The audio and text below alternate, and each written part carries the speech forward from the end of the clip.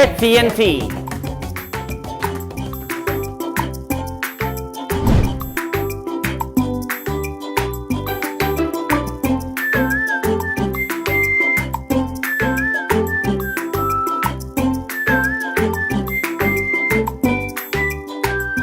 Mo nang gitawag mig news team because we still wanted to incorporate our being journalists sa mga customers. So, ang unique selling point is every time mo order ka, we stick a handwritten note of the latest news for the day. So, nakay dose of news.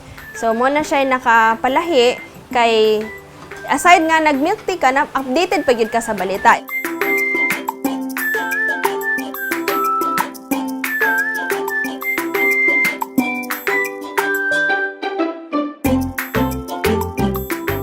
The Bear TNTs, double bear. So, double that merchandise.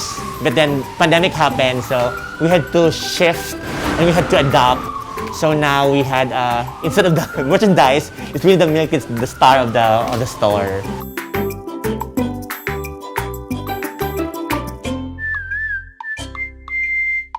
Kita mga Cebuanos, ganahan gyud mga tamis. So one nga mga beverages or mga refreshments nga gi-introduce nato dinhi sa Cebu is the milk tea. Nagsugod gyud ni siya ang milk tea sa Taiwan and Hong Kong. So mga millennials ang target nga mga customers ini, mga hilig og mga refreshments kay naay mga taga call centers, naay mga taga mga working millennials nga ganahan kayo nga moinom berme, mag chill. So one kanang area nga ilahang machillan kay ang milk tea manggod dinhi, mga milk tea house, mga milk tea station sa Cebu kay dunay mga katambayan. So murag one thing nga makarelax sila and then kana ang taste sa milk tea nga ilang balik-balikan.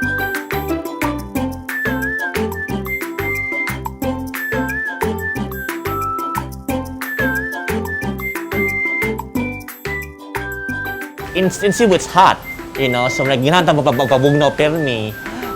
Since na Instagram is like social media, I think has played a good role in when having this because ang mga tao na mga picture, mo in sila if they have the milk tea, yung ana. So I think that's it.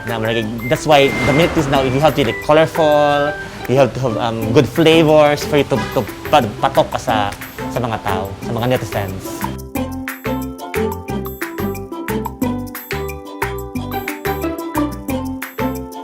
Hi, I'm Joris Calipon, a former journalist. Well, we conceptualized this few months ago. Nagunaw na may because all of us ang nanagiyaan ni mga milk tea lovers good. And every now and then, magpa-deliver good milk tea and we know nga ang mga Filipinos do have that sweet tooth for milk tea bitaw. And I even consider this as a super sweet industry na because more and more people are really getting into milk tea karon no. Even what we know so far, like sa entire business industry, like 60% of them are into, among franchises, into food and beverage good. And of course, that will include milk tea. Actually, before sa quarantine, before sa problema sa panarbaho, si Jaworski Alipon, sige nagyud ni og panghagad sa mo nga mag-business. Gusto siya atong food cart, na siya mga gi-introduce nga laing mga businesses, and then nakuha na mo ang kining idea sa milk tea because of sa coverage sa quarantine. Ako, si Annie Perez and Jaworski, kami ramgod ang nasa on-site sa station nga nag-work. So, every now and then, ma-board me or gikapoy, wala mi imnonon sa office. So, amo ang buhaton is mag-order og milk tea. So, mao to na ay mga circumstances nga niabot, nga na-experience. So while eating me somewhere in Liloan, so nakahuna-huna mi nga, wow, why not no mag-business ta? And then, ang business nga atong himuon is kaning business nga, is the product nga ganahan ta.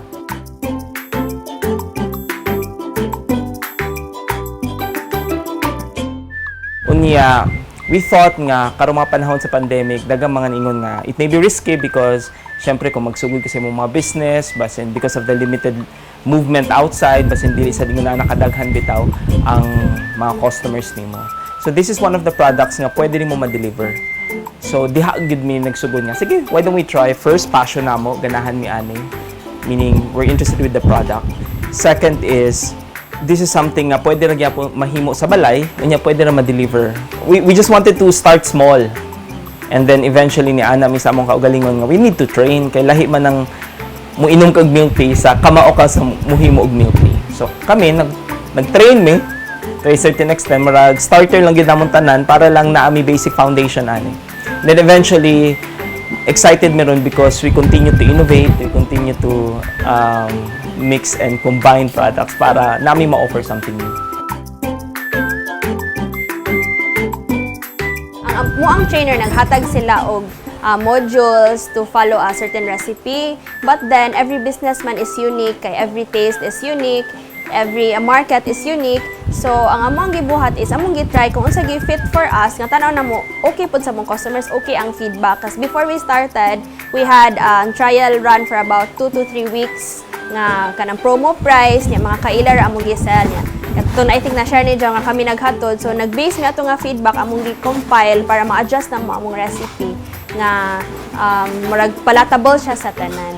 Aside sa among ingredients na kanang dili siya, not all of it are locally made, some are gikan gid siya sa Taiwan from a warehouse na naadire sa Cebu. I think it's because nga dili mi mo tihik sa ingredients sa amo ang mga customers, and then we made it yun nga out of labor sa amo abakay, like what Jao mentioned nga ga-training yun mi. So ang nakalahi yun ani is lahi iyang lami because of the effort that we put in, aside from the ingredients that are not let's say na kanang mga substandard lang, kanang kuan gyud siya amo gyud siyang gi-research na gitilawan gyud namo kung unsay best for our palates, kay labi na nga kami mga milk tea lovers mi amo gyud gi-make sure nga lami for us para lami pud sa uban. Our best sellers among red velvet cheesecake yun siya. Ang red velvet cheesecake is like a cake in a milk tea cup. Ang iyang base is cheesecake na siya liquid form, pero it really tastes like cheesecake. And then the red velvet is the flavor yun siya nga red velvet. So, yeah, plus the chewy pearls pag yun siya niya. It's something new mo, nang kusog kayo siya, mahibong ang uban nga, yun sa man ninyo butang ang cake sa milk tea. So, yun na siya. It looks like a cake yun, kaya na may base nga cheesecake, then plus katong red nga red velvet. So, kana siya ang kusog. Also, our Oreo cheesecake.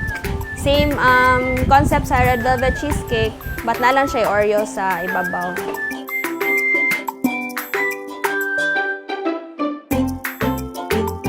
Aside from the classic niya, we use kanang black tea. Mana siya nakalamin nami, Hokkaido and Okinawa. These two flavors come from the provinces of Japan. Ang difference lang, ang Hokkaido is more caramel, more sugary. Ang Okinawa is more likened to the tea, so mo blend siya sa tea. We also have matcha, which is matcha green tea. Ano sad siya sa Japan. It's bitter but creamy in taste. We also have choco for kids. Yung among choco is not dark choco, ano siya, sweet kind of choco kay mo ay ganahan sa mga bata. And then we have winter melon, isa sa mga sikat.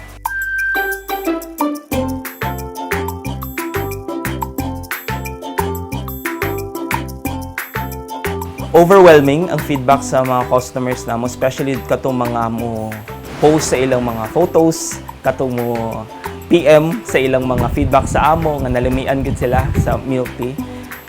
Ultimately again, mao man gid ang among aim nga ma-maintain ang quality, ang standard sa among milk tea.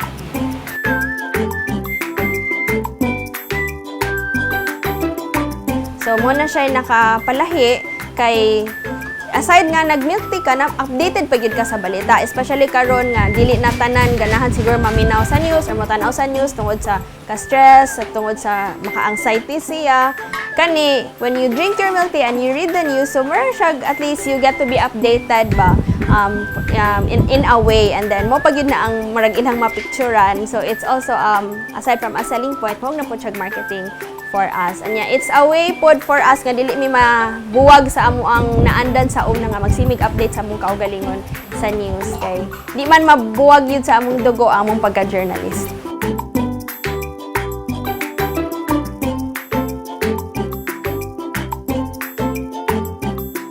comes with it, murag bonus na siya nga kaila sila murag. Of course, at the end of the day, ultimately ang quality sa product ang ilang balikan. Pero initially, murag madaniti sila to a certain extent nga, oy murag kaila mo sa tag-iya na. So mupalit sila. Pero tungod kay naami suki, that would tell us nga nindot gyud lami gyud ang product because hindi sila magbalik-balik.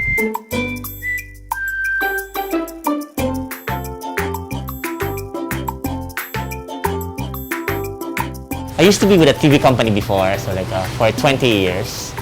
And then I got so depressed. I went to London, and then there I realized that just for you to survive, you have to have at least your own business.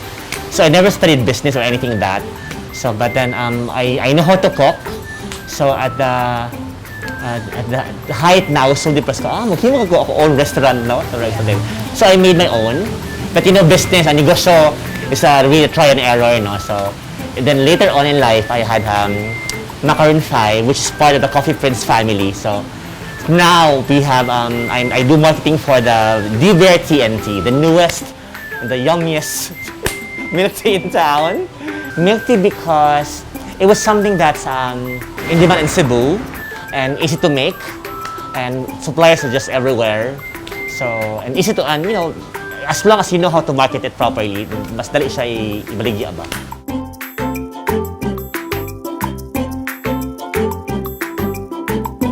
I wouldn't say any like different, but then probably because we're the first ones to have like the teas, so that makes it different. No, for number one, the taste is consistent, and we have more flavors, and we're online. So I think kung di mo negosyo ka ron sa waka online, you're out of business. So we're very happy that our food, especially Diver TNT, is available via GrabFood and Foodpanda.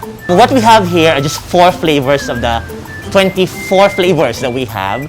So this is my my favorite is the red velvet cheesecake. This one is the yogurt milk series, the mango flavor. This one the newest cheesecake. This is ube cheesecake, and this one is my most favorite. This is the tiger milk. It's a kind of sugar that's if you taste it, you see at Forward Manila Brands. If you base it on the orders, it's like pareha lang siya. But then kung most of the kanang comments, I think this one and this one, Red Velvet and the Tiger series. In our store, we don't brew, we brew the tea on the day. So it was an hour before the shift, it's brewed, so it's really hot. So our tea is really hot. And then our technique is the pearl. It has a technique how to cook it. A good timing. Mura bang itlog ba na kung gusto kang itlog na gahi kani, kung gusto kang itlog na kuanin. So it's really timing. So we have that time element. The munang secret, precise. Because you know, like cooking, like baking, it's always precise. And it's measured, so the milk tea the one bartender makes is the same as the other bartender makes.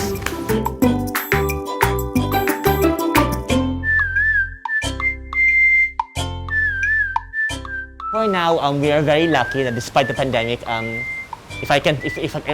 very proud. While others are like nanangtang sila, kami we are hiring because the demand is like, because the online now has like limitation. So for now we have 7 branches. So we have one here in Capitol, and one in IT Park, one in Pardo, one in Talisay, one in Mandaue, and we have 2 in Lapu-Lapu. So all 7 all in all.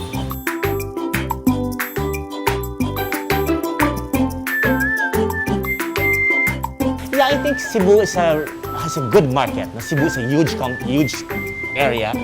So I think if you want to get involved in business, you have to study first. You can fail, just like me, but you can learn from it. I think that muna pinaka-importante, di pwedeng dato na dayon ko, not like that. It cannot be like that. If you have to practice is, mas maayo na ma-fail ka, then you'll, imagine, next time, you learn things back.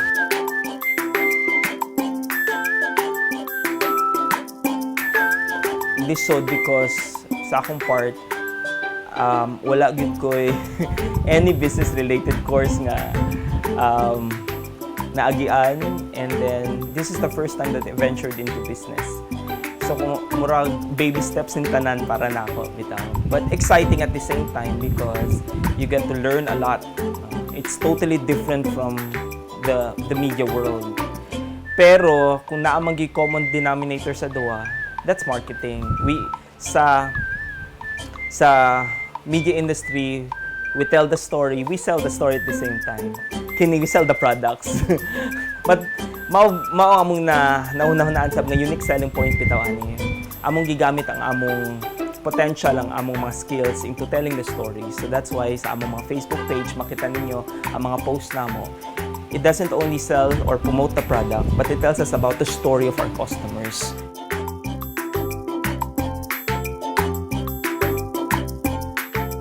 Kuha lang siguro, inyo hasang ila-ilahon inyong market kay sa business man go, dili mo magpataka og saom or mo atraka lang mo without you knowing kung unsay gipangita sa market.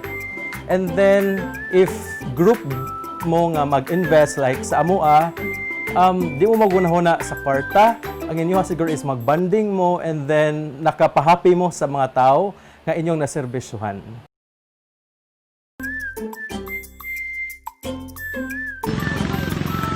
Two of them. But they're across the street. Check on them. Let's go. Well, everyone is still. Oops. Tapa now. Okay. Go down. Go, go, go, go, go, go, go, go.